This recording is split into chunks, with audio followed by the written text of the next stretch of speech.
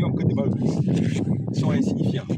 Et je pense qu'il est vraiment temps pour le ministre de regarder cette histoire environnementale, de recalculer ses coûts, parce que 63 millions ne serviront à rien, et ça ne sert à rien.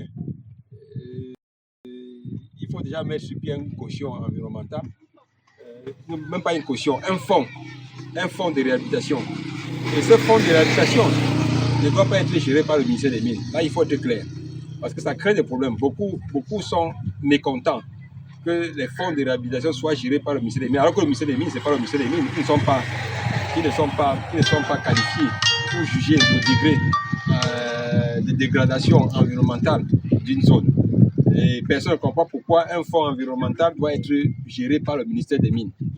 Et je pense que ça doit être une commission mixte qui doit gérer ces fonds environnementaux. Et là-dedans, on pourra trouver le ministère des Mines, le ministère de l'Environnement, le ministère des Finances, la Sonamine, etc.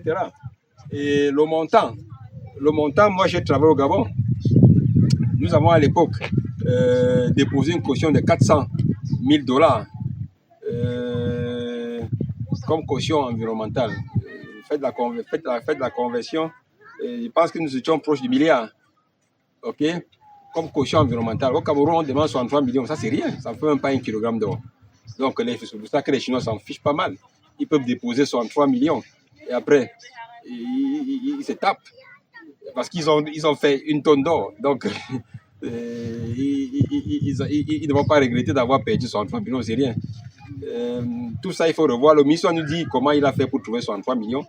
Et je pense qu'il va nous dire que c'est le code minier, mais ceux qui ont conçu le code minier, sur quelle base ils avaient calculé les 63 millions, les 2 millions par hectare.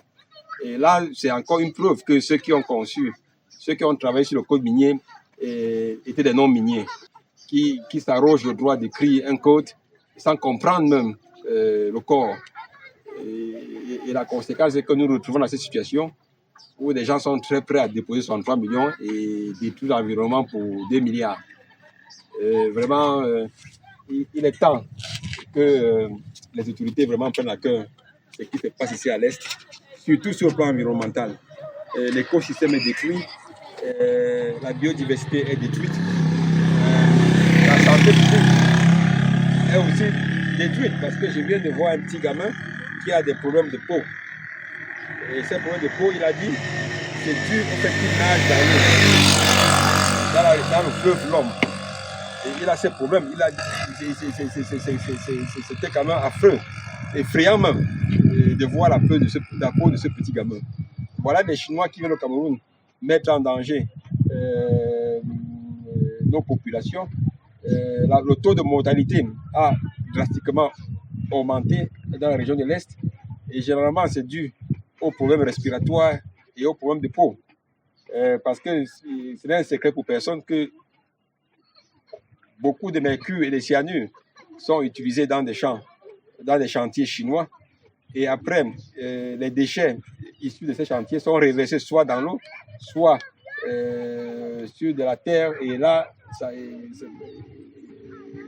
c'est le sol qui est pollué. C'est l'agriculture qui ne tient pas. À Betaro, il ne produit rien. Même les bananes qui poussent seules, il n'y en a pas. Donc, il y a une preuve que Betaro, que la province de l'Est est au bord, la région de l'Est est au bord de la catastrophe environnementale.